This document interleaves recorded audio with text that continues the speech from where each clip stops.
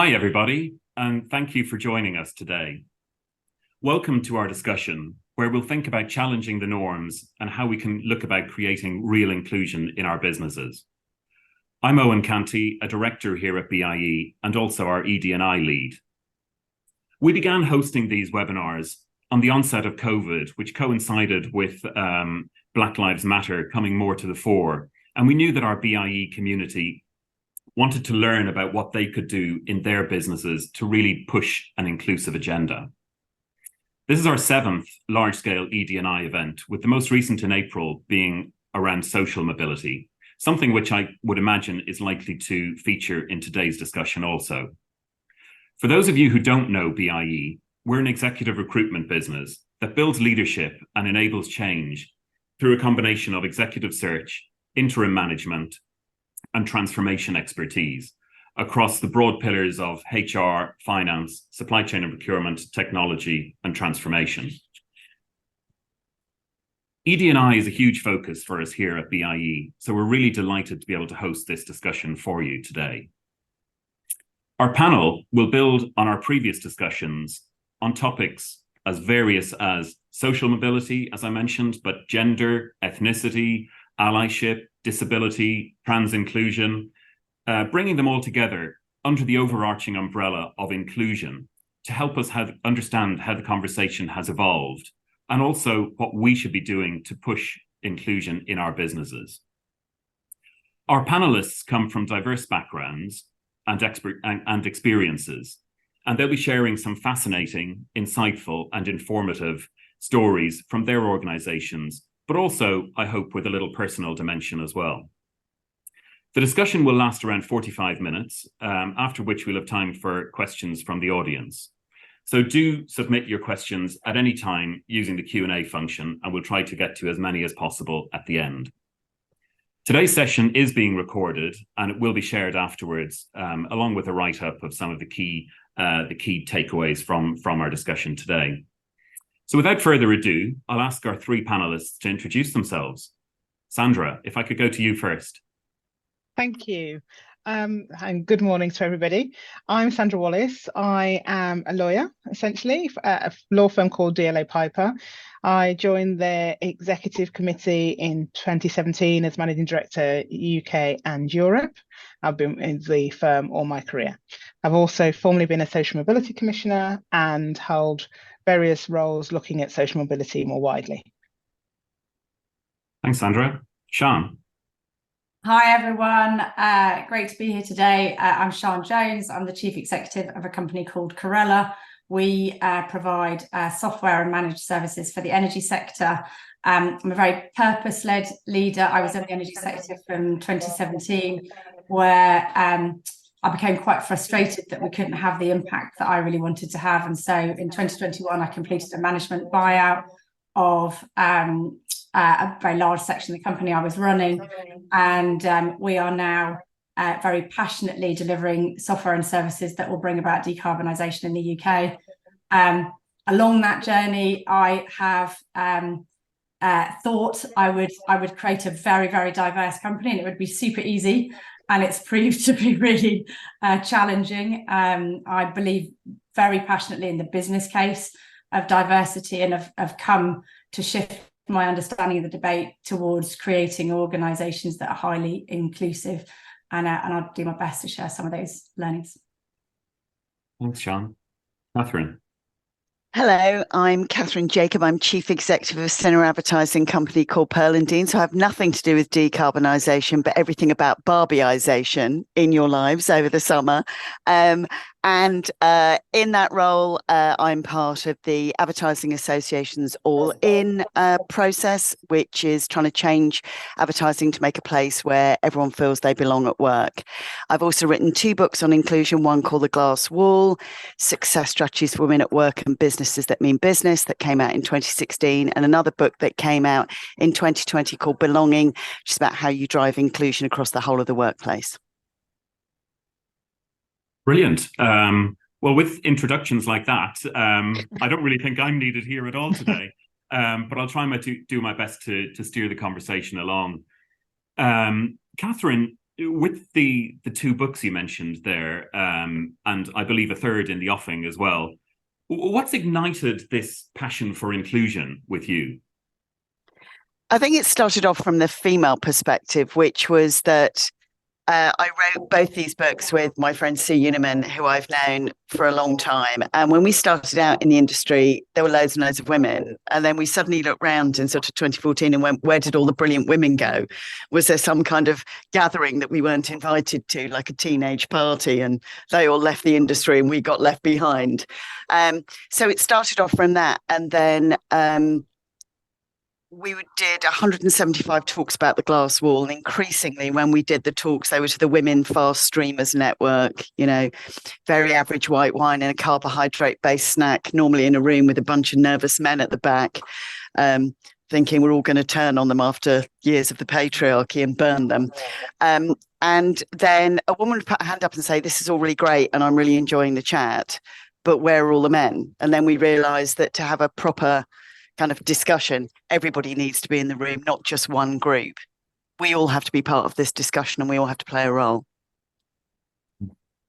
Yeah. I think, yeah, it's interesting as well, just even I think back to some of our previous discussions on I suppose just the recent Inclusion Week and every other event during the year, be it sort of Pride Month, Black History, etc. What do you think about these sort of moments in time during a year that have a specific meaning attached to them? They're tick boxes. They're things that are put on throughout the year. People turn up, do a talk, nothing changes. So everybody who's in those underrepresented groups, I think you and I have had this discussion before, Eoin, about the fact that I've met people who can't be the only people who are LGBTQ plus or neurodiverse or have hearing issues, and yet they're the only people who are wheeled out, and everyone turns up, thinks they've done their bit, and that's it. It's a day to day. You've got to do it every day. You've got to live it in your culture. You've got to embed it in your values, and you've got to drive it from the top. It's not enough that it just comes out of an HR calendar, because that isn't the way that you drive change. I don't know how you feel about that, Sian and Sandra. Yeah, for me, I think it's good to have a focus. It's good to say, where are we? And so you can see why some of these days take place. But when they are just the only focus for the whole year, when they're not accompanied by any other initiatives, any other discussions, when the leaders in the business are not talking about inclusion, not on a daily basis, but this is driving their strategy and driving the initiatives they got in the business, then they become quite shallow. And I think it's quite important that on all these events, we challenge our businesses about what are we doing at the other times of the year, what are we driving towards, and use those weeks maybe to do a bit of a recap of where we are, having looked at all the year's activity and all the things we're trying to drive, rather than using them when we just have the same old event. And so I recall this Women's Day last year, I turned down quite a few invitations because I decided I was actually going to use it to do something I wanted to do separately, which was to go and watch a football game abroad. But the fact was, I think we have to really question why we're having those days and what are we doing during the whole year. So I'd agree. They can be really useful and they are good to focus people's minds and really drive maybe a coming together of everything we've been doing during a year, but it shouldn't be the only thing that companies do. Otherwise, people just see straight through it and you get fatigue. And that's the worst thing that can happen. I think that's right. Almost if you go back 5 or 10 years, some of these days served a really useful purpose to draw attention to certain topics.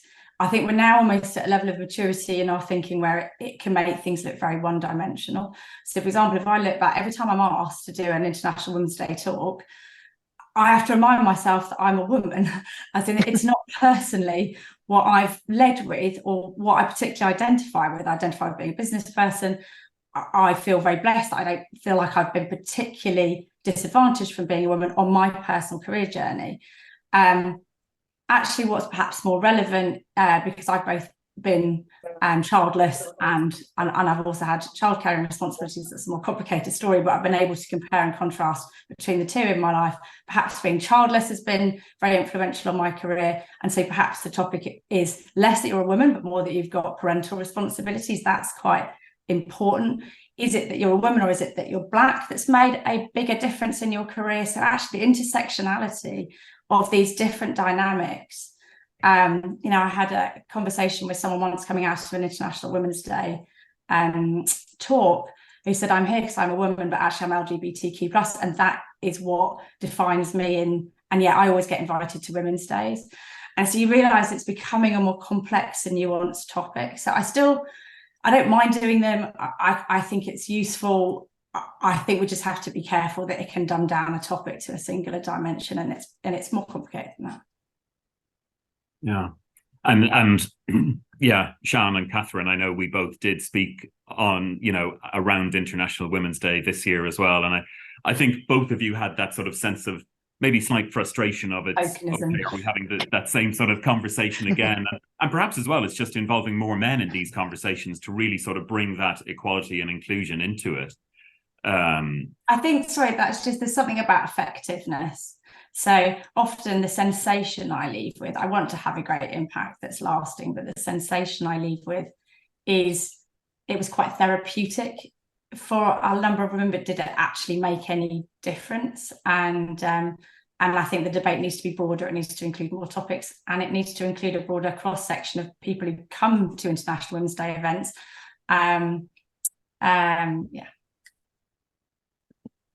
But just sort of even on sort of events, and, you mentioned there when you introduced yourself as well, Sian, just, what you're trying to do at Correla, maybe you thought sort of that journey to diversity would be sort of easier. Is it a journey to diversity, or is it sort of more a broader piece of thinking about inclusion in a wider sense? Yeah, I'm not sure what I expected way back when I first became a chief executive in 2017. I think I very naively thought, so I fully believed in the business case. I would say I was very well read on the topic of what the business benefits are of a diverse workforce. And I thought, well, great, I'm a woman, right? So now I'm leading a company. It will sort of just magically happen. And because I'm a great mum, I know you can laugh about it now because it's been a much tougher journey. But something magical would happen because I'm a woman. And again, we've just discussed that's one of many, a broad section of different characteristics have a huge impact in the workplace. But on a personal note, I have a very diverse mix of friends covering ethnicity, sexuality, age, and I just sort of thought I was a diverse person. Back to that, one of the things I've heard the most almost is I'm not biased. And so one of the things I've come to realise is really complicated in business is that we are all to an extent biased in some way. It's almost the way humans understand their environment is that we categorise information, we classify things. Otherwise, frankly, the world would overwhelm us. So that is natural and normal. But that has a downside that makes creating an inclusive environment in the workplace complicated. So we come with all these preconceptions. So I always challenge people when they say, well, I'm not biased. I was like, well, we all are. So that's got to be our starting point. And creating a diverse environment, I think for me, it's become focused on inclusivity. And for that, for me, has become focused on how do we as an organisation really listen? When we listen and we understand we're getting something wrong, how do we visibly take action? And then in recent months and years, I've become preoccupied with this topic of increasing the relevance and the impact of the debate whilst taking out some of the heat. For many cross-sections of society and in our workplaces, the history of a whole raft of history makes the topics very, very emotive. And that's right and proper. I'm not debating why that is. I have my own range of emotions around my own range of background and what's got me where I am. But the more emotive we are about it, It can make leaders step back from taking action. It can make the debate almost toxic to engage with, and that can make it really hard for businesses to move forward. And so for me, a diverse culture, which is what my obsession is now, is one where we are looking for data points and we are listening to feedback about what's not working and what is the levers that are excluding people. We are taking action on those levers, and there is an element of an understanding between workforce leaders and each other that people will make mistakes, and as long as we take that feedback, we listen to it and we act on it, don't crucify people for making mistakes at all levels across the business. We have to kind of make progress with less judgment, but there does need to be action. Lack of judgment can't be an excuse for inaction. So for me, the journey has been fraught with 2 steps forward, 3 steps back, fraught with moments of looking in the mirror and going, oh my God, am I doing the wrong thing? Should I even engage in this debate? I'm terrified to engage in it. What if I misstep? And so I really now want to lead an organisation that listens, really listens, takes feedback, really acts on that feedback, and encourages an environment between leaders, between workforce, where things are called out but not judged, unless action is not taken, and then we should judge. That's where I'm at. Do you think, and perhaps it's a question to the broader group as well, but do you think, sort of with everything that is going on, and you can almost be like a rabbit in the headlights with sort of thinking about every aspect of inclusion, do you think people are sort of judging or jumping to judgment quicker now at the moment? I think it's quite complicated, isn't it? I mean, I think if we're doing the right thing, people have become more sophisticated about the topic. People are more willing to talk about diversity and inclusion and equity. There's been moments in times, as you talked about Black Lives Matter earlier, where people's focus has really been on this. And the rabbit in headlights point is very true. People think, well, if there's one group I'm favouring over another, what's impact that going to have? If there's an agenda that is newer, does that mean I'm not focusing on something else that I've been targeted itself? Sorry, I'm getting a bit of feedback. I don't know if anyone else is. But I think, and that is a challenge, because the danger is that everyone says I'm not going to do anything, or they get a bit stifled about what they're trying to achieve. And what we've got to remember here is this isn't an agenda that is, it shouldn't be hard work. It shouldn't feel like hard work. It should be about what sort of organisation do I want to be, and what barriers might I have in place that can prohibit the organisation I want to be, and what behaviours do people expect to see in my workplace, and more particularly, which ones do they want to avoid? And then if I can really concentrate on those, I can be inclusive. And if you're inclusive, you're not going to please all the people all the time. I'm not a believer that you can bring your whole self to work. I don't think that exists. I think there are parts of us. I think it's really important that people feel comfortable at work. People feel they can achieve their best at work. But I don't need to know everything about them, and they don't need to know everything about me, and they don't need to have everything, up front, at work, because it's just not right to put all of that on an employer in reality, because otherwise they do get overwhelmed. They do think it's too much. What we have to make sure is we keep it simple. We listen, as Sian's just said, it's a perfect point. It's not enough people listening about what it is that people feel they need, not make assumptions that's going to make them feel comfortable at work, and what barriers are there that are prohibiting them being their best selves when they're at work. But if you can just try and keep it simple like that, I think it isn't simple. There'll be a clash of interests. There'll be conflicts in the workplace. We'll never be able to avoid that. But it's about, okay, what can I do to keep it as simple as I can? Am I listening, and am I removing those barriers and am I treating people with respect? And those sorts of things we should try and keep hold of, as opposed to thinking I've got to have an initiative for every little thing in the workplace in order to make everybody feel comfortable. Because as Sian has identified with setting up her own company, you can 3 steps forward, 2 steps back, and that's very difficult. So that would be what I would say. Just try and keep it simple and make sure you're listening. Yeah, I mean, I hate to sound like a greeting cards person, but, we just need to be kind to each other. I have no lived experience of certain kind of levels of underrepresented groups.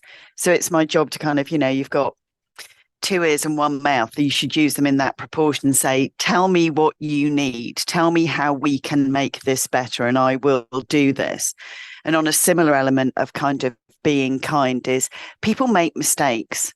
And when Sue and I were writing Belonging, we had a couple of CEOs who said, it's just easier for me not to do anything and not to say anything and leave it with HR, because then I won't get cancelled and I won't lose my job. And then that makes it look like the CEO isn't interested, and they are, but they're so nervous about making a mistake. And the inevitable thing is you will make mistakes. I mean, it's to Sian's point, you take 2 steps forward and 3 steps back. Maybe the pace of change might not be what people want it to be, but you've got to take you've got to take as many people with you as you can.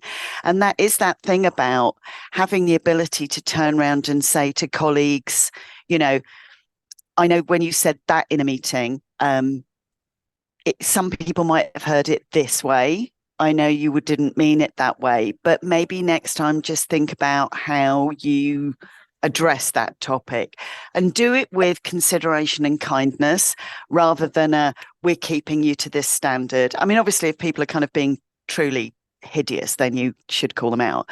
But I think it is that thing where people think, what if I say the wrong thing? If I'm trying to be supportive to you, Eoin, and then I say the wrong thing, it's be easier for me just not to say anything at the end of the meeting, just pat your arm and go, that was a bit horrid of whoever.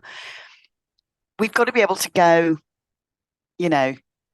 be nice, play nicely with each other, and be kind and treat people the way that you'd like to be treated. Yeah, which I know sounds but be candid. Yes. But I think the feedback, this is precisely feedback. We need to hear feedback. We need to give feedback. It needs to be precise and actionable. As leaders, we need to listen. I really feel like we've made progress because of the level of candid conversation that's now coming through the organisation. Not judgmental, but richer, more candid and more actionable. And we are acting on it. And that, for me, feels like progress. Because the trust levels to speak up are increasing. Sometimes we do something stupid and they go the other way, but 2 steps forward, 3 steps back. But it's the dialogue that brings diversity. Dialogue brings understanding, brings inclusion, brings diversity, I think. And I suppose just even back, Sian and others, thinking about sort of starting about inclusion in your business. I was chatting with a CFO last week she's in a heavy industry, and she is leading chairing the ED&I agenda in the business. And she's really doesn't sort of know where to start almost. It's, as I say, it is a traditional heavy industry she's in, but she wants to make some change there. I mean, where did you start, Sian, even when you sort of really were at the nucleus of beginning to think about this? Yeah, so we've made the most progress since I hired an inclusion and diversity lead, a specialist, and she's fantastic. Her name's Louise Lee. She's just done a podcast interview herself on inclusive employers, which is worth listening to if you're starting out. And in my mind, and I think she would back this up, we've made progress in really 3 phases. So one, you've got to understand the demographics of your organisation as far as you can, and even prefer not to say, is itself a really interesting data item to have. It tells you about how comfortable people are in your organisation with talking about diversity and their own demographics. And but understanding the data, being able to collect the data is for me step one. In parallel to step one, and I worry about, if I was an I&D lead in an organisation, would this just put a bullet in me wanting to do the job, which is, in parallel to collecting the data, you've got to engage the senior leadership, the executive, the CEO and their team. I don't know how it works if the CEO doesn't really want to do it. I don't know how that works in an organisation, because the shadow you cast is so significant in this debate. If you don't care, if you don't want to learn, if you want to pay lip service to it, or it's a tick box, I think it's really hard for an organisation to make progress. So, if I was an I&D lead or an HR director, I think I'd be looking at the CEO and going, are you up for this? Because it starts with you. And then the best way in which the CEO can really demonstrate that they are committed to it is in not just the teams that they hire around them, but the behaviours that they accept and don't accept, and including their own, and whether they're willing to listen and be called out for their own behaviours. So step one for me is understand the data in the organisation and ensuring that the top team is really up for this. And because it requires you to prioritise decisions in a way that supports inclusion and diversity. The amount of times I've heard, I just want to appoint that candidate, we're out of time, it's business critical. And so hang on a minute, we have a process, and actually I'll get into that process, because for me this is step 2, which is get in place the foundations that counteract natural bias. So we now, without fail, every appointment, and we've had this sort of rule for the last 2 years, and we kept breaking it. So we now really systematically, nobody is now allowed to break this rule. We have diverse panels, and covering, ethnicity, gender, age, sexual orientation. We have diverse panels, and of different levels in the organisation, help us make our appointments and make our external hires. And that's massive. Like the conversations and the richness of dialogue that comes into the hiring process. We have removed recruiters from our shortlist, because they are visibly treating this as a tick box exercise, and we're not getting diverse shortlists. And I constantly coach my senior managers, go back again if you're not happy with the shortlist, and everyone needs to be appointable. It's not a checkbox exercise, and appointable candidates you can really offer a genuine choice. But ultimately, I've shifted myself from, maybe we do need a bit of positive action, maybe we just need to give people a chance to. Also, I can tell you from experience that doesn't work. You still need to get people who really are the best candidates for the job into the job, and hence really genuinely appointable candidates in the shortlist, and diverse panels that are really able to spot commitment in the leaders you hire to inclusion and diversity. They're able to spot those behaviours, they're able to spot the genuineness of that commitment, along with all the other leadership characteristics. So step 2 is the practical foundations of creating a pipeline. We're now at the blessed point where we've got a really good and diverse pipeline in our organisation, but it's taken us time to get there. And then for me, step 3, and these things don't have to happen sequentially, is a constant and rich dialogue about all of the different challenges that we're all facing across a range of different demographics. We're always talking about one topic or another inside the organisation, whether it's caring responsibilities or menopause or social mobility or the economic challenges of the times and how it in fact impacts different groups. We've got such a rich dialogue from training to engagement groups going. And for our senior leaders, a level of that awareness and engagement in those activities is mandatory, such that there's no way of going, I'm too busy, I'm too important, and missing the opportunity to learn about different groups. So it's data and senior leadership sponsorship, practical foundations that secure a pipeline of diversity, and then how inclusive the discussion is and how rich the discussion is important. Ultimately, though, probably the single biggest thing we've made, in addition to diverse panels, is challenging ourselves to think about levers that are exclusive. It's actually really hard to create an inclusive culture, but you can more easily spot the things that exclude people. So actually we've started to reverse the dialogue. What is it that we do from, after work drinks that exclude certain metrics to things that exclude people on religious grounds, things that, so spotting those levers and being able to have a rich discussion with your team about what they find acceptable as ways to engage. But I've said enough. Thank you. I think there was definitely a lot in there. And it's interesting, you mentioned about data and collecting that. I guess as as an executive recruitment business, we're being asked about data increasingly as well, and what we collect on searches, shortlists, etc. Kathryn, I think the audience today might be interested to hear on that topic of data, what you did with the Advertising Association as well, and All In, and sort of how that notion of collecting data could perhaps be eased in a, if it's pooled in with more businesses. Yes, so I am inclusion lead at the Advertising Association, which is like the big tent organisation for brands, advertising agencies, media agencies, advertising companies, sales houses. So we've got members from Boots to Google, from Meta to Warner Brothers Discovery. And what we knew from the start was if we were going to drive something across the sector was we had to have one point of data. So we came out with the All In survey, which we first did in 2021, and it was pushed across the whole of the sector. Didn't matter what size organisation you were in, as long as you were part of the Ad Association or ISBA or the IPA. We got 16,000 respondents. And initially, some of the feedback we got pushback was, well, we've got our own data. Well, yeah, you do, but you're not asking the same questions. So if you're Sandra, you're not asking the same questions as Sian, so we need one single point. So we got that, and then out of that we got 9 action points, which we kind of pretty much knew they were there. But then you turn around and go, you've got to do something about this, because if you look at, say, for example, in that 2021 survey, we discovered that a third of our Black talent was thinking of leaving advertising in the next 2 years because they didn't feel included. So all of these companies have gone to this huge amount of effort to recruit people. And then when they turned up, it was a bit like, yeah, thanks for turning up, but we're not actually going to, retain you or promote you.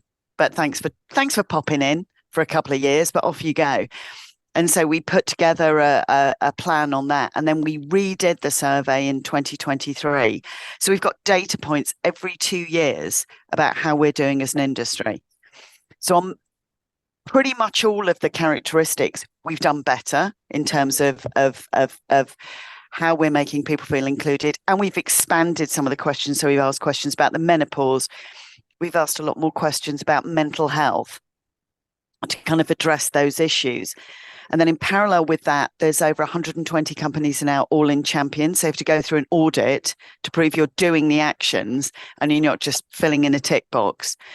When we did 16,000, everyone said, God, you'll never get that number again. You'd be lucky if you get 13. So to get 19,000 the first time around, we were really delighted. And then we had some other feedback, which was, I'm telling you things I'd never tell my employer because you're not my employer. And then what we do for employers, if you get over a certain sample size, you get anonymized data, which helps you see how you're doing against the pool. So that whole piece has allowed you to go, I'm really incredibly pleased about how I'm doing at this particular company. And then you look at how you're doing against your peer group and you're a bit pants. So you can't go, oh, we're really amazing if you're not. And then there's other companies like Channel 4 who are really, really good at it. But Channel 4 then took the attitude, which is everything we got that's working, like our menopause policy, nick it. We'll just shove it on the All In hub. So anything that's worked for organisations is on the All In hub, be it things about disability or neurodiversity. We just share it. Because if we're all doing the best thing rather than reinvent it, then we all win. So that's how we do it. And then we'll do it again in 2025. The best thing that we did actually that we're most pleased was sexual harassment, which I know isn't the subject of this, but we'd had some issues around that. And we launched a thing called Time To. We ran a kind of education program about calling stuff out, about acceptable behavior. It isn't acceptable if one of your clients says, I'd really like to come back to your room and discuss our ongoing creative project. But if you're 20, I know, Sian, sorry. But if you're 26 and it's your biggest client, what do you do? Because you don't have those tools. So we've educated people and people to be allies against that. And our reported number of cases has gone from an unacceptable, all of them are unacceptable, but it's literally like in tiny figures now in comparison to the way it was in 21. And that is so pleasing. And if we can do that with everything else, that would just be great. But we know we're on to quote the X Factor, we're on a journey. But at least we know where we are. Yeah, and I suppose some of this is having the conversation in the first place.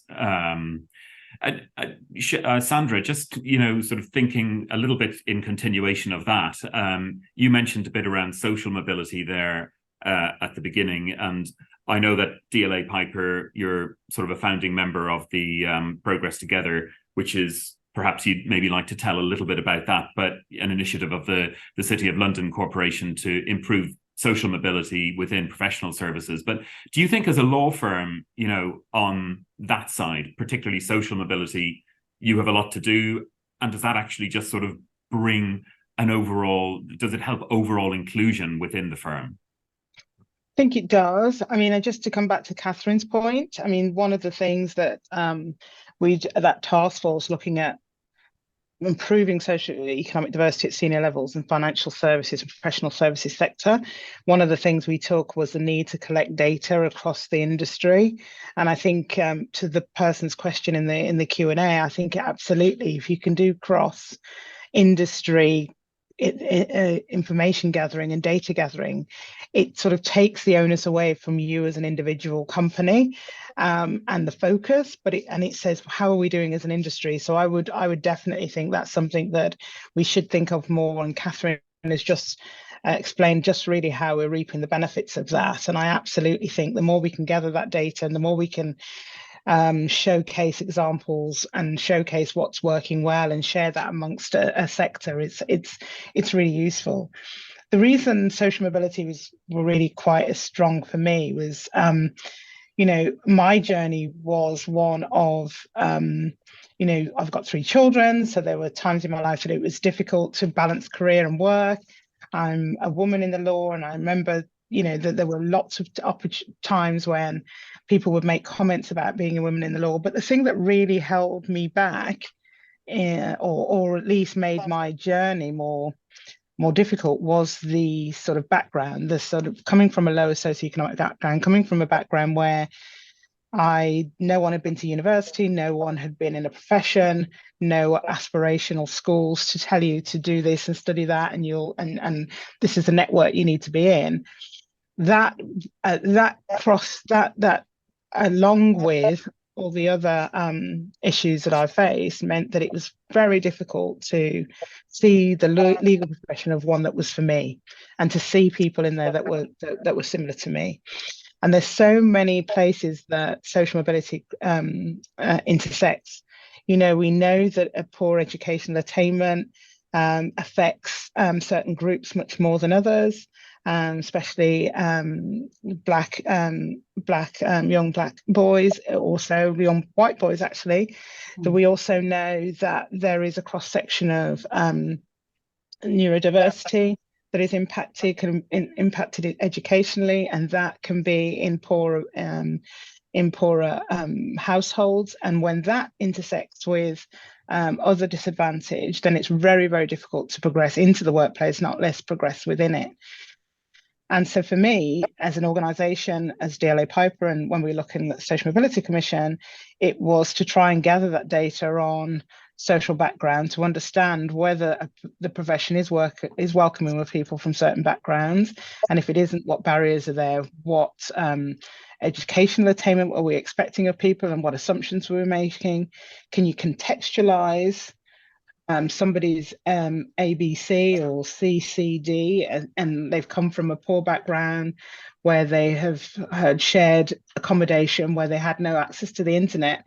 How much more are their grades valuable than someone that's gone in a very privileged background, who's been taught from very early age what they needed to achieve and had all the tools to do that? And if you put those two together and say, you're having those 2 people in the workplace, who's going to excel the most, and how are they going to feel when they're in those workplaces? For me, this was an area that was quite critical to address, because if you can deal with socioeconomic background, you capture so many other areas of disadvantage in the one go. That's not to say one thing's more important than the other. And this is my point about earlier, that we shouldn't give ourselves a hard time about which focus we have. But my focus on social mobility was because we found that we're capturing people who are disadvantaged in any way, in several other ways, when we capture socioeconomic diversity and inclusion. So that is something that we're tracking, and that is something that we're trying to deal with as an organisation, and wider with the Commission and other roles that I've done. And how do you, sort of in that vein, how do you make sure that when people from, let's say, a socially lower socioeconomic background, or perhaps any other underrepresented group, when they join your business, how do you make sure that they stay and sort of that they're made to feel welcome in the business? You've got to make sure that they know what type of business that you are.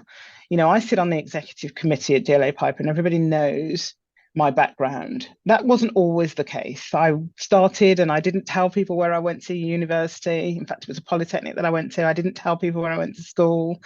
I didn't talk about my grades. There were so many things that I hid about myself. I didn't go on holiday till I was 24 years old for the first time abroad. There were so many times that I chose to hide my background because I thought that would define me in a certain way. People would make assumptions about who I was as a result.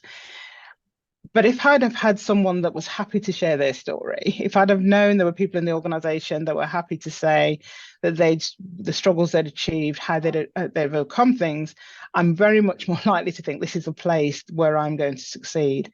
The storytelling for me is critical. People at all levels of the organisation, and to Sian's point earlier, if you haven't got the CEO, then forget it. If you haven't got the executive committee, forget it. If they don't believe in what you're saying, it's very difficult for everything else to permeate, because people take their lead from whoever's above them generally. And so you've got to make sure that those people are saying and doing and role modeling the right things, and they are, and that it isn't just a tick box, as we talked about earlier, that it's permeating through the organisation. That's how people say, okay, I get this organisation a bit more. Maybe I can open up a bit more. Maybe I can talk. I've been on panels within my own firm where people have come up to me afterwards and said, I've never told anyone my journey. I've never told anyone a story. I now feel like this isn't something that I need to hide anymore. What can I do? So storytelling, having senior leadership engagement, and then putting your money where your mouth is. What policies do you have in place? What to try and ensure that women are progressing through your organisation and they're not leaving you.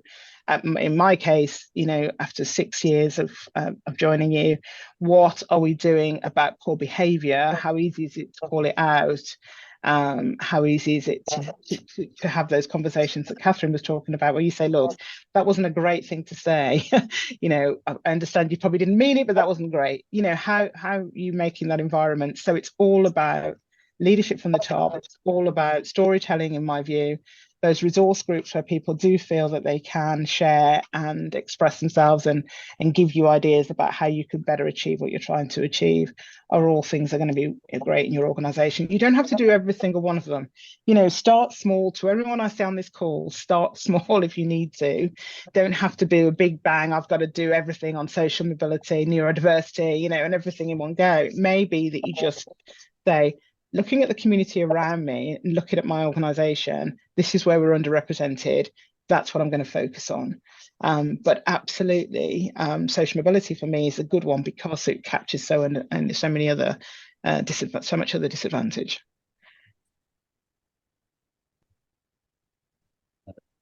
It's an interesting angle in on it. We spoke just about, and some of you have mentioned where ED&I sits in businesses and sort of having that overall sponsorship and perhaps pushing it to HR to lead it. But is that the case in all your businesses, or where does it sit, or does it have that?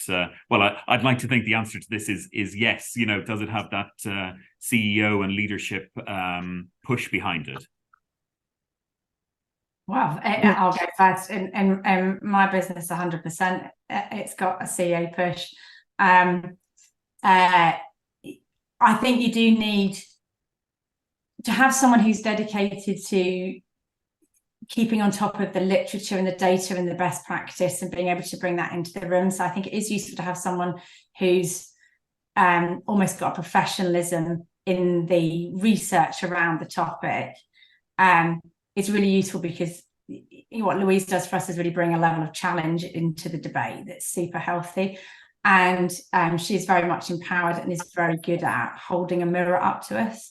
I mean, she's got a poor poker face, so we can see when we are kidding ourselves, and that is a super useful barometer, and someone to hold the plans and produce the data and just give us a sense of, are we doing the right things, and provide that challenge. But without the executive team, I literally don't know a single person who works directly for me who is not passionate about this topic, and that coupled with dedicated expertise, I think, has the biggest impact.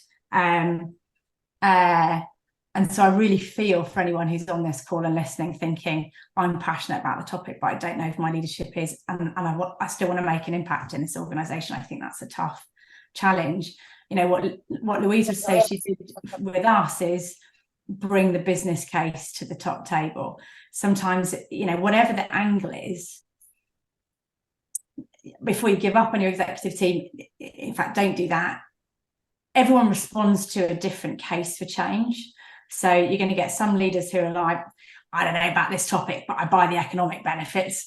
Okay, you can work with that, but get them to understand the case.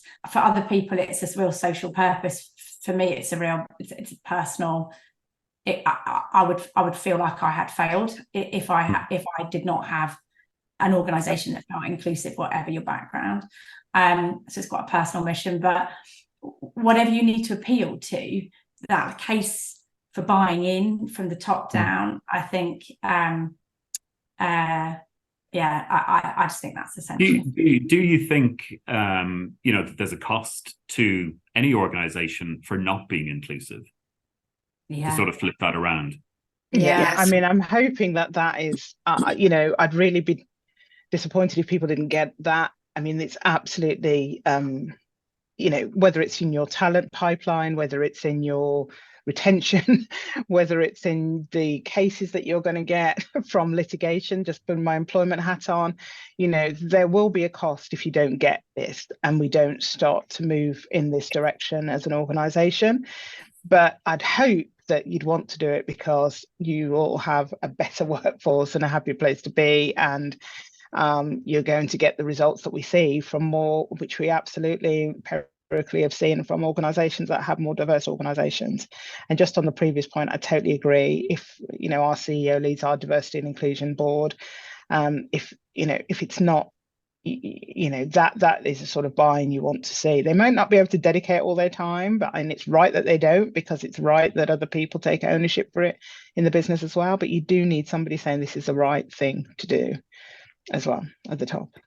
And also, aside from all those, McKinsey statistics about how, diverse boards and diverse workforces are kind of, more revenue generative, more profitable. It's also the fact that why are you paying people money to spend part of their time pretending to be someone that they're not, when they could be putting all of that effort that they're spending their whole time, trying to fit in to some notional thing of what we're like in this organization. They could be spending that at work. Wouldn't that be so much nicer? If we turn around and said, we're going to find a computer program that's going to make your people 15% more efficient, we'd all be, running up and buying it tomorrow.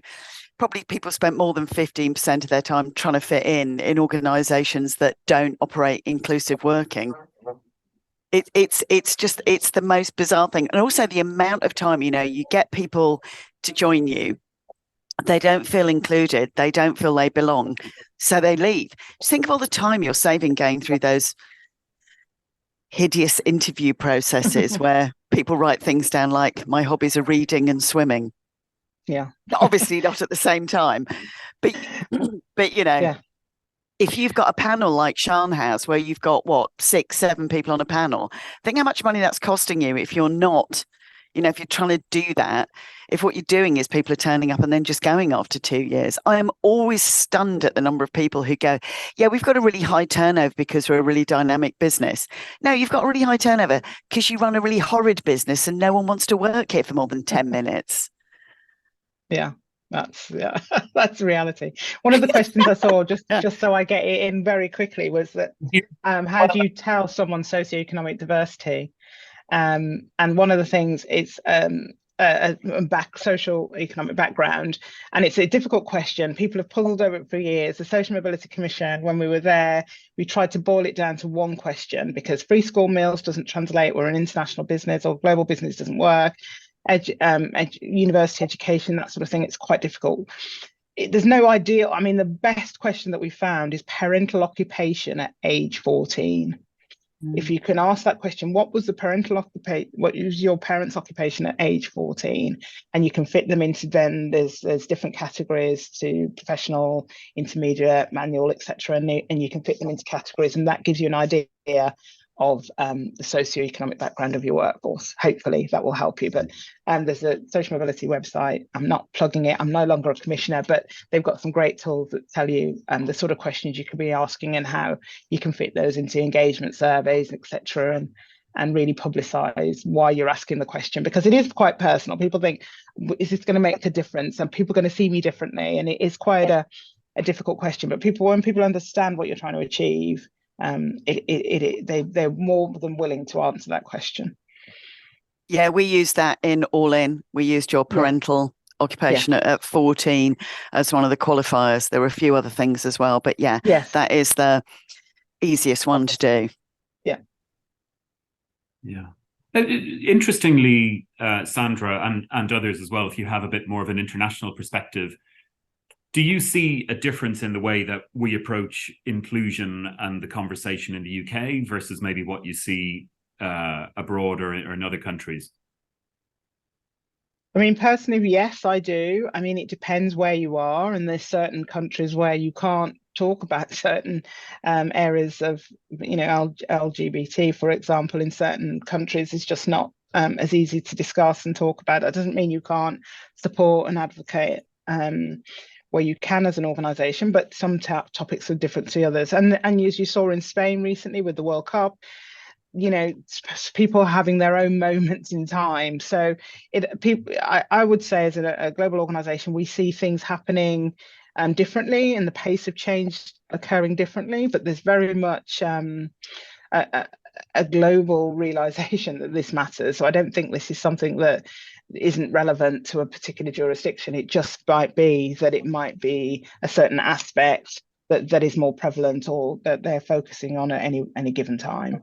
But that doesn't mean, as an organisation, as a global organisation, we try and look at all areas of diversity inclusion and try and encourage all our countries to come on the same journey with us. But we don't expect it necessarily at the same pace or with the same focus in every jurisdiction. And there's other places where you can't ask questions. So in France, you can't ask questions like that. Yeah. You can only ask a certain amount of data. You can't ask anything else. So you have to be cognizant of the fact that the market that you operate and people's willingness to share might be at different stages than all hideous oversharers like we are in the UK, possibly. Sorry, we've lost you. You're... Gotcha. There you are. He's back. Here we are. I think just one of the other pieces, I think in some of our previous conversations, Sandra, you mentioned the Equal Pay Act as one of the oldest pieces of legislation for protected characteristics. But why do you think it is that that's still not sort of having the impact that it was set out to have? If I knew that, I'd be very rich, because I'd be able to find a solution. I mean, I think it's the answer to that is quite diverse. I think it's quite a difficult thing. People don't like talking about their pay unless it's a standard industry or a local authority where pay grades and so on are very obvious and transparent. People don't like talking about their pay. There's still ingrained biases in certain professions, in certain roles, and still some deep-seated assumptions about the worth and value of certain roles. they're not easy cases to fight. Proving equal pay a case is a very difficult case to bring, and a lot of them don't go all the way, so we don't have that much precedent to show. So that's just some of the legal aspects, but I think it's because of ingrained assumptions about pay levels and then people's lack of transparency around pay more generally. That causes the difficulty, and it will take time in certain industries. If you're an industry that typically has, for example, secretaries, and in the industry has typically had secretaries as women, then there could be a whole stream of people that will mean your figures. It's very hard to move the dial on those numbers. But if fundamentally organisations were to ask themselves, I think you would find there's still very much ingrained biases of value and worth on roles and the roles that people are undertaking. I think that's right, and it can be quite a blunt tool. You can, pay, even getting to the point of paying two people the same for a job, or even closing the gender pay gap. It doesn't mean people aren't dreaming of leaving the organisation because they just feel excluded in that working environment. It doesn't necessarily mean gender pay gap is slightly different, but I find that a really blunt tool as well, which is another conversation. I think it's quite inadequate, but I think you have to look to a broader set of measures of do you have a diverse pipeline, and is that pipeline making it into senior positions, and do the employees in your company feel like they work in an environment where they can speak up, where there's not so many levers that are naturally excluding them from progression, and that's not being tackled. I think that's I worry sometimes about the bluntness of some of these measures that they're useful to an extent, but I think you have to have them alongside a suite of measures and metrics within your own organisation that tell you more. Yeah. I also think there's another thing that we should do to stop writing salary will be, commensurate with, experience. What does that mean? No one understands what that means, for God's sake. Say the pay band is between this and this. And it's interesting. I was talking to a recruitment consultant 3 weeks ago who said, when you say the pay range, it's the salary's this, 150 grand. And if you go back to a woman, you go, the salary is 150 grand. When we go, great, we'd like to offer you a job and it's 150 grand. Most women go, that's really lovely. Men always go, yeah, but you're asking me to move companies. So if I could get, 160, we just act like we're so pleased that anyone's even let us come into their organisation, despite the fact that we are awesome. We just need to negotiate a bit more, and that whole thing of, oh, yes, I'll take 150 grand, even though I've got to move my entire family and change my life and get up at 4 a.m. to do this job. We just go, oh, we're so lucky you've done it. We've just got to stop doing that. And we've got to encourage women to be more, obviously don't claim a footballer's salary every week, but let's be mindful of the contribution that you're making, and in a complete aside, if I hear another woman say, I'm so lucky to work here. No, you're not lucky to work here. You didn't win a lottery. You didn't win. It's a raffle prize. They gave you the job. You went through a process. Stop saying how lucky you are. They're lucky to have you. Yes. Sorry, that's that rant over.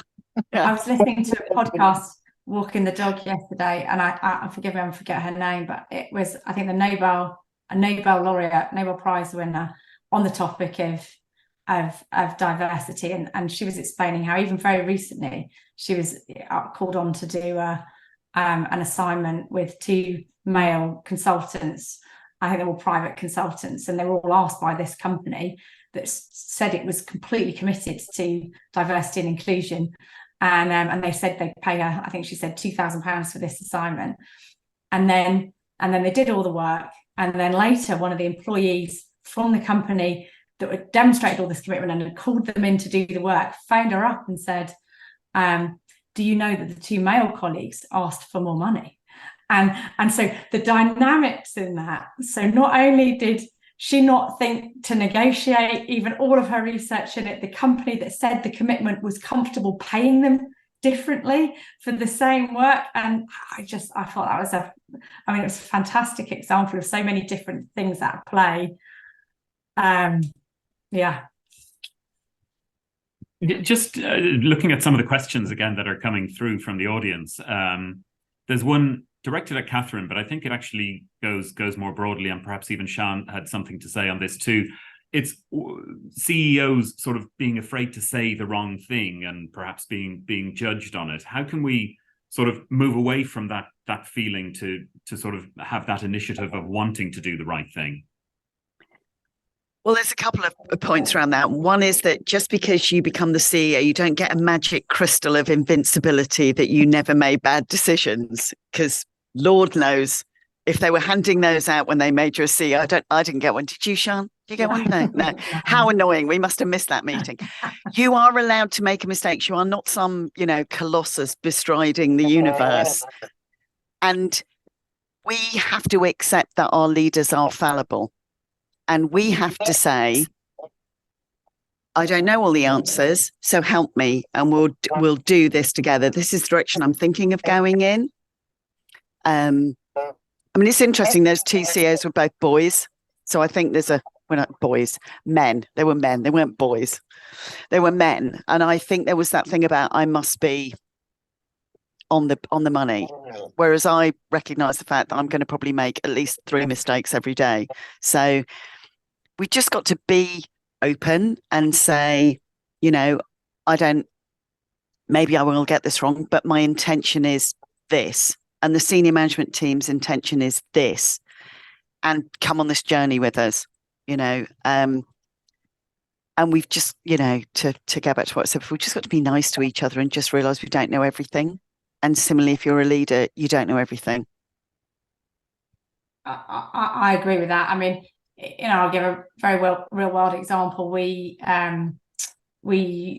did a sort of restructuring program over the summer. It was always part of our plan post the management buyout, and that we would look at structure. We didn't really realise that we would need to reduce headcount in some areas. We realised we weren't going to be cost competitive if we didn't. And that was a surprise. We weren't planning to reduce the size of the workforce. We were planning to restructure it. And so we went through that program. The company's doing really well, so there was no case for change in the eyes of people. But we knew if we didn't, we wouldn't be competitive on cost. And the program was super well handled. We had a whole lens on restructure around diversity and not inadvertently making biased decisions. I think we were super cautious about it. And I think we did run a very fair process. The whole management has subsequently toiled over the data to satisfy ourselves that as far as is humanly possible, we made the right decisions for the company and for individuals. And those decisions were not biased. As a result of that program, some of our diversity dimensions improved and some of them didn't. Now, if you were in one of the demographic groups that didn't, it was entirely coincidental. We have toiled to understand that, but it doesn't feel that way. It doesn't feel that way. And so as a leader, I have to sit there and reconcile the sort of the pain and agony in the groups of people that feel that they might now somehow be being targeted when they're absolutely not. And so it just brings you down to don't ever attempt to run a company unless you're extremely resilient. I could have gone, no, it's not an issue. It's not an issue. We went, was it an issue? Could it have been an issue? Let's go back and look over it all again. Let's absolutely satisfy ourselves we didn't inadvertently do something that we shouldn't have done. But for some people, it will always look like we made a mistake. And I've looked over it and I don't think we did. And I have to reconcile those two things, the leader, but I think you have to listen, you have to be prepared to act. You have to be able to be prepared to accept the fact you might have got it wrong. Otherwise, you don't look deeply enough and you don't introspect deeply enough. And now I can't remember what your question was, but I hope that was useful. Oh, focus from the top as well, but there's definitely a lot in there. We had a question come through as well, just on pay, and I know we've sort of touched on it, but do you think ultimately, sort of improving inclusion is aided by being more open around pay and pay scales in businesses? Yes. Well, it's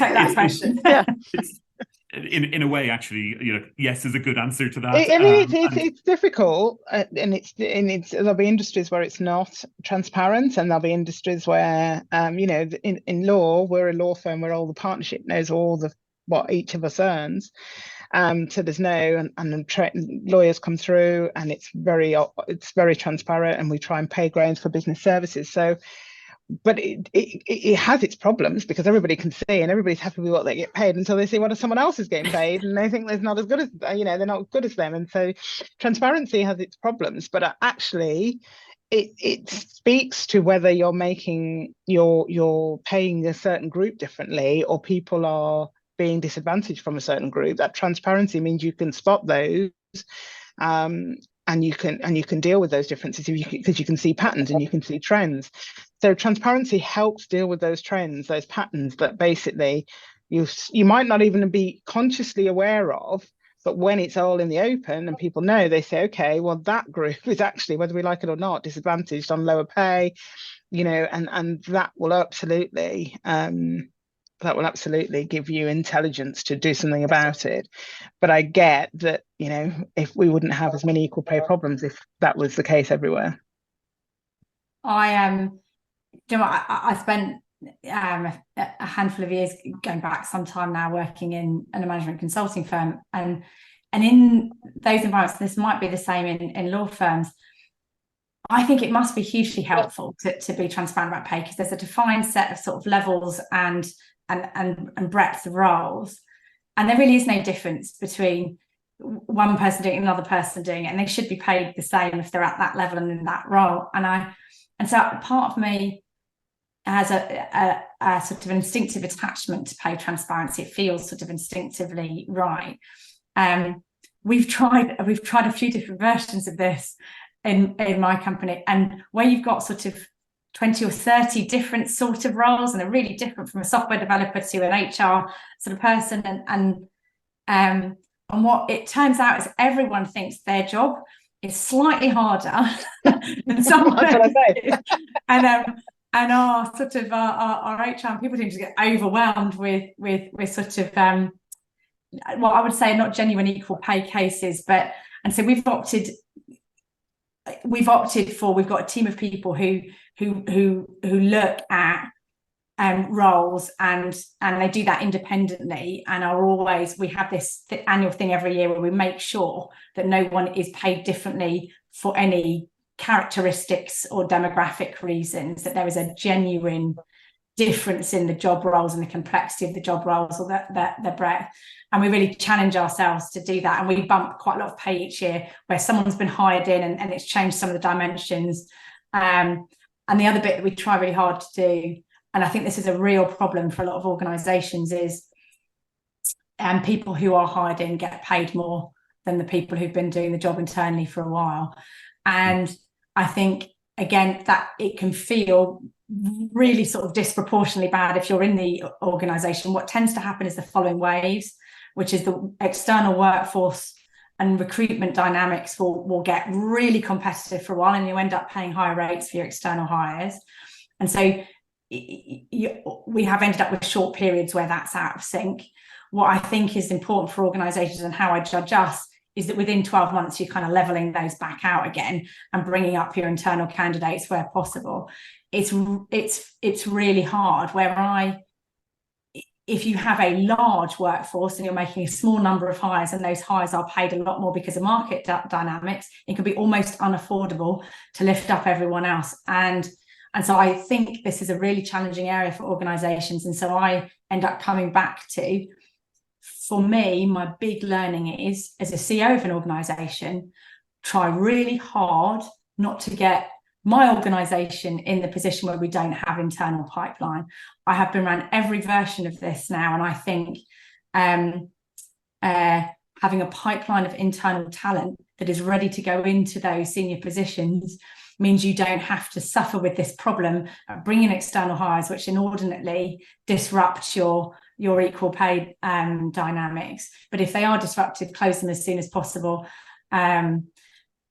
Affordability is an issue, and so it's challenging. But I think the key message for me is, as organisations, we still hugely underestimate the power and the time we need to invest in creating a pipeline for every role, an internal pipeline. And for me personally, the big learning is to flip my attention to that. And then a lot of these problems go away, and a lot of the uncertainty in hiring. I mean, some of the biggest impacts we've made, poor impacts we've made on our inclusivity agenda have been bad external hires. So not only are they potentially causing you pay gap problems, but when you make a bad one, they cast a shadow that creates an impression that your leadership is out of sync with the values that you've set out for yourself to be an inclusive organisation. That can set you back a long way in the hearts and minds of people. So pipeline for me, internal talent pipeline. I think the pipeline piece is probably an entire other conversation we could go into much more detail on, but just really conscious of time as well, and trying to draw our discussion to a close today. I'd like to just go around the three of you and ask. Normally, I ask for one piece of advice that you give our audience on improving inclusion in their businesses. But could I also ask you, because this is a conversation we'd like to continue, could I also ask you to ask the audience, a question for an element on inclusion that you'd like help with, or something that people could help with, and we'll try and sort of feed this back into our wrap-up of this event. So something that we want help with, Kathryn. And a bit of advice. So one piece of advice, and perhaps maybe one element around inclusion that you think you would like help with. Okay, so Sandra, I'll start. What I might help with. So I think that one of the interesting things post-COVID was the new ways of working, and people, the more flexible, agile type of arrangement, and what it leads to ultimately is looking at our workplaces and how we drive those workplaces in a different way, and a lot of people going much more, not hot desking necessarily, but sort of not having the offices, certainly in my profession, but moving into more open plan environment, which is very different. But if you have a neurodiversity, if you know that you need to have for example, the same space, the same spot, you need to have that sort of pattern of things, how do you make sure that you are taking that into account when you're thinking about the workplace of the future? And I think that is an area that it would be really good to look at. I think disability and neurodiversity are areas that we need to really start to think about a lot more in the workplace, because people are becoming much more attuned to issues that colleagues may have, that they've again hidden themselves, the 15% of themselves that Kathryn was talking about that you hide. How are the workplaces of the future helping people in that sort of environment? So that's something I'd like you to think about in terms of a topic for the future. My piece of advice is try and keep it simple. Don't try and boil the ocean.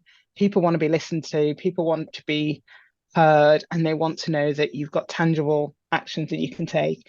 And if you're having your Black History Month or Women's Day, think about what you've done and achieved during the year, and let's hear about that so people can see that there's meaningful progress being made. I think that's quite a few there.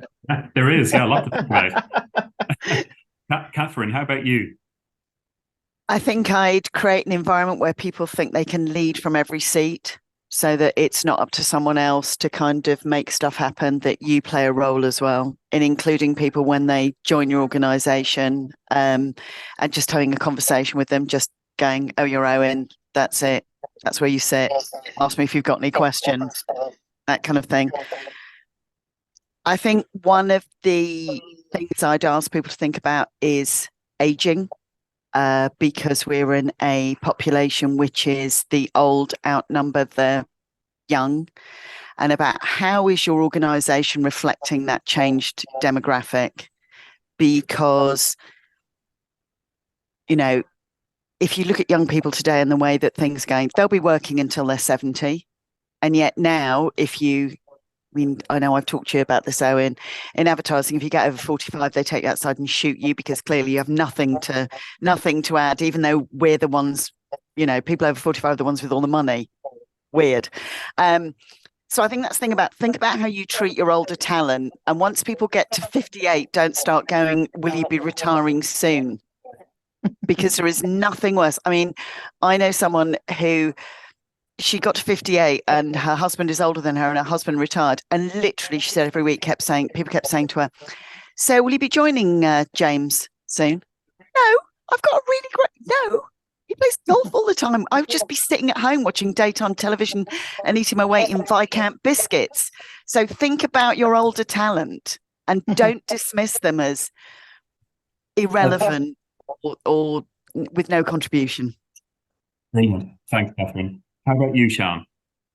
The area that I think I'd most like help on is, so I'm very thoughtful at the moment about social mobility and the intersection, particularly with ethnicity and neurodiversity. And I'd like to do more and have more impact inside my own organisation against those two dimensions, but it requires us to be able to do something more tangible around social mobility. And I'm sort of a bit jealous of the really big organisations, because I think you need to be able to bring in apprenticeship and home-built programs that can bring in communities, because I'm not sure the education system necessarily really supports the range of backgrounds that I think I'd like to bring into the organisation.